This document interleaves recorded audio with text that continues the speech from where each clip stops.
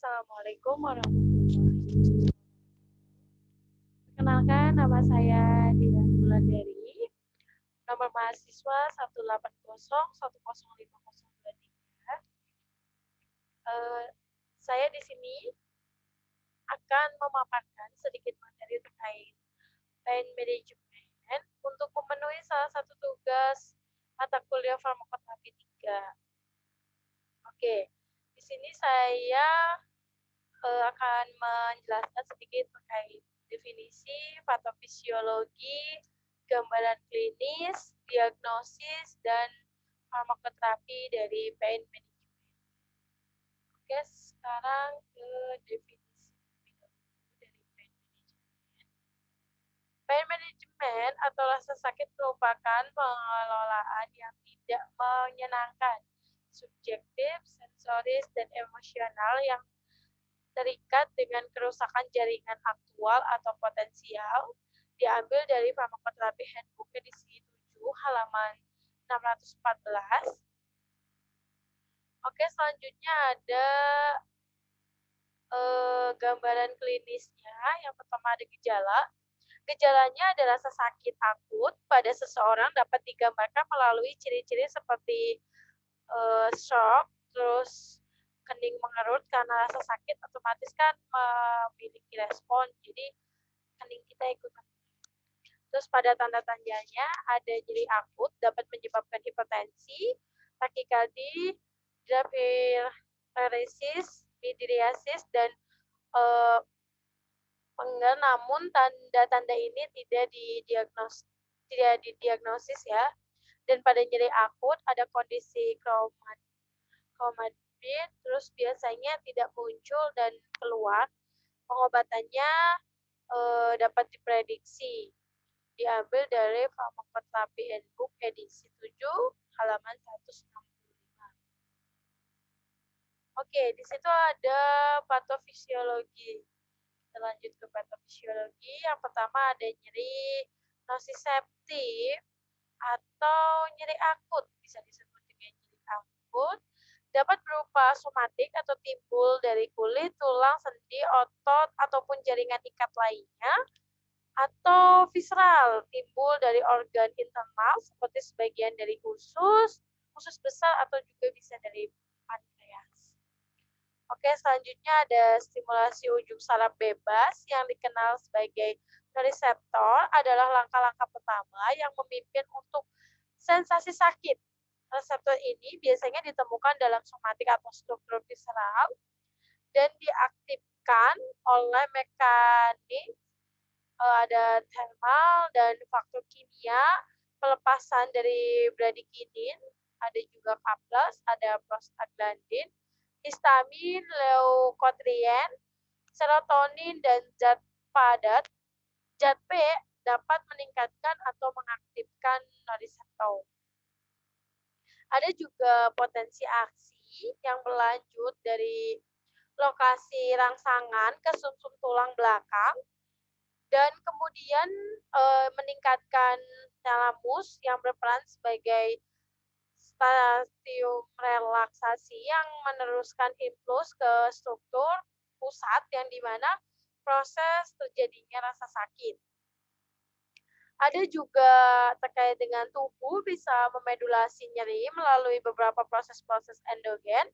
Sistem opiat terdiri dari neurotransmitter, misalnya ada enkapholis, terus di nephronis, dan B-endorfin. Dan ada reseptor misalnya pada NSK yang ditemukan di seluruh CNS. CNS sendiri mengandung sistem discending atau mengendalikan transmisi nyeri.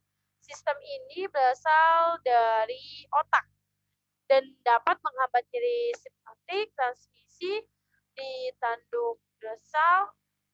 Dan saya ambil materi ini dari Farmakoterapi Handbook edisi 7 halaman 614.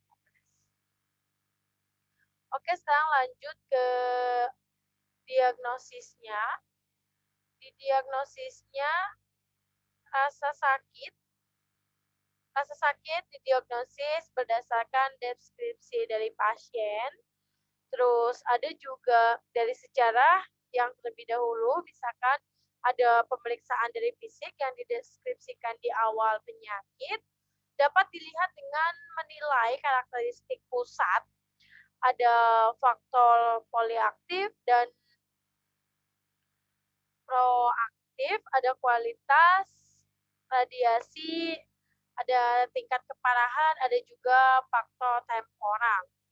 Faktor mental juga dapat menurunkan ambang rasa sakit, misalnya dari anxiety dapat bereaksi, terus ada juga depresi, kelelahan, kemarahan, dan ketakutan. Seperti pada fakta di perilaku, ya ada kognitif, sosial, dan budaya juga dapat mempengaruhi dari rasa sakit tersebut. Diambil dari Pharmacotherapy Handbook, edisi 9 halaman 558. Oke, sekarang kita lanjut yang terakhir tentang farmakoterapi dari pain management itu sendiri. Yang pertama ada morfin atau Cogner. Di situ morfin dianggap oleh dokter menjadi pengobatan lini pertama untuk mengurangi rasa sakit sedang maupun berat. Oke, selanjutnya, morfin dianggap oleh dokter menjadi pengobatan lini pertama untuk rasa sakit yang sedang maupun sampai berat.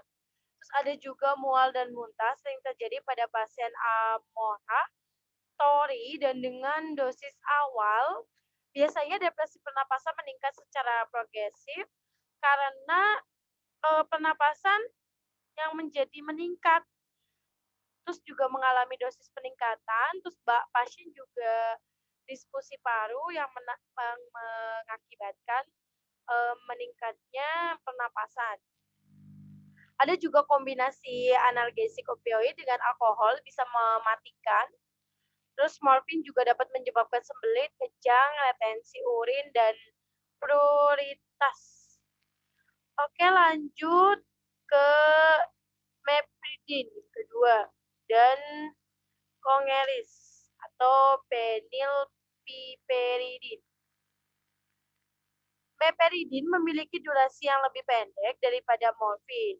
Meperidin sendiri tidak boleh dikombinasikan dengan penghambat monoamin oksidase karena dapat memungkinkan depresi, pernapasan atau ekstasi, delirium atau hipereksia, dan juga kejang.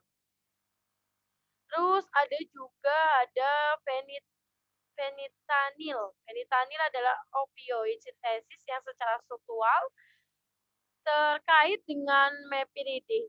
Ada juga transdermal phenyl dapat digunakan untuk pengobatan nyeri kronik yang menghilangkan analgesik opioid. Oke, selanjutnya ada metadon dan kongeak. Diphenylheptanus. Metadon memiliki khasiat oral dan memiliki kemampuan untuk menekan gejala pada pecandu heroin dengan dosis yang berulang. Terus juga ada dosis analgesik. Metadon diperpanjang, namun sedasi yang berlebihan juga dapat terjadi berakibat fatal. Ya, di situ juga ada antagonis opioid. Yang terakhir ada obatnya naloxone, adalah antagonis opioid murni yang meningkatkan secara kompetitif untuk menerima opsi namun tidak menghasilkan respon yang analgesik. Sumbernya diambil dari Pharmacotherapy Handbook edisi 7 halaman 625 sampai 626.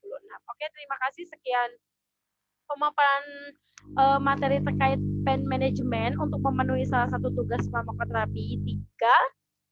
Mohon maaf jika ada kata atau materi yang belum saya sampaikan atau ada kesalahan, saya mohon maaf. Terima kasih. Sekian, wabillahi taufiq wal hidayah. Wassalamualaikum warahmatullahi wabarakatuh.